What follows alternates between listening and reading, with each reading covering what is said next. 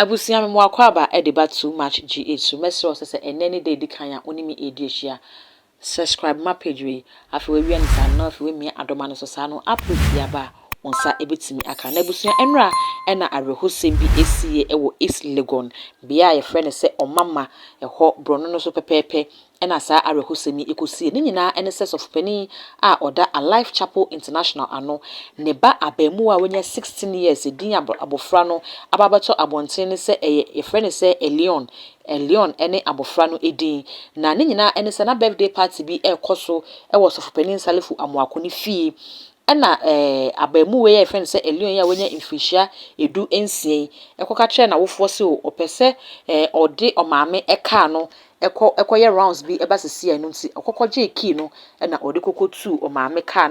na woko na enchemu no ekire se abamu wan nam East Legon speed na ode eko no saa o mama ho no ti junction bi wo ho na car bi nso efri anafo eba na abamu we so de maame white jaguar no ehia car no nti speed no ano ye din na busunya wo bi nim se speed na no ye din nti woti a break na entie o se stia na eje ne nsem o se den na kokoba ye o na ode kokojra car na edi nanim a ehia no emu ema ekokọ pem light pole bi a esi wo ma light pole no ebu beto car no so na no esanse light pole no bu beto car no so sa no na ema eja eto car nim na adansefo na ewo ho no ekire se wo mo bo mo homoden senka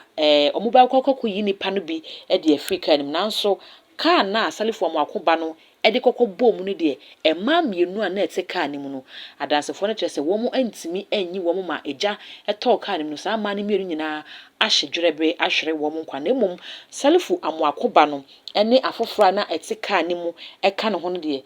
omo nyina anya injuries asa abre de omo da ayaresabia wo mo oje ayarehwe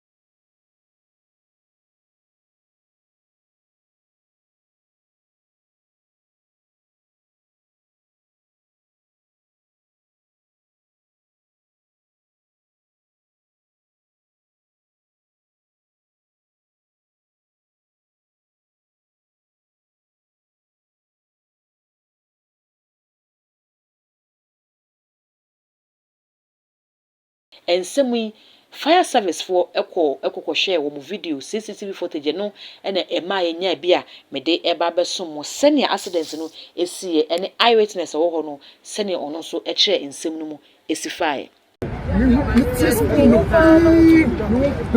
ena me fa me moto me ba se me ba ha na jai moto ba na ba rufi na aloke ena ma be furu wo Satam na papa no fu wo ho ki no se na ye no so no so confuse ni onim de bia wo ki e tema wo ba hu ki na be pie no ka no fu ba hu na start here ma mi le dia the Jaguar na start share Jaguar na start de ba ye white one no dey watch no white car na watch no and na start here aba chi ma mi le dia Satam ko na ma mi le nya wo o ba mi nim se pra ya wa pra ba wa ko ni si mom e na wa jusu ba ye twi no untini twi u twi na already na me use ko do ta o ti electricity e de me ebu ye la ka no bo no na ebu ye e de ebu ye na boom ma mi ne dia wo so small girl no taro no ba mi no support black one support me ko ya support black one nti ko tunu kra na me so asi o mu ko beach as say nti wo shi ya no na me ba be hu se ne na inu nti na me twi no won ba no but the way I question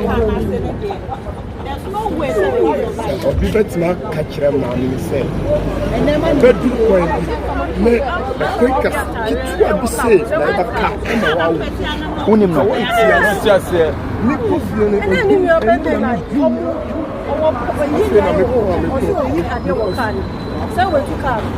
emu de en white one na say maame na black one Debio you say black where like the fair boy. Welu. Debio into quite one. What's it? Fair guy. And another after Debbie omo kan mu de ni de mi nya ba ma Debbie you walk out kan mu de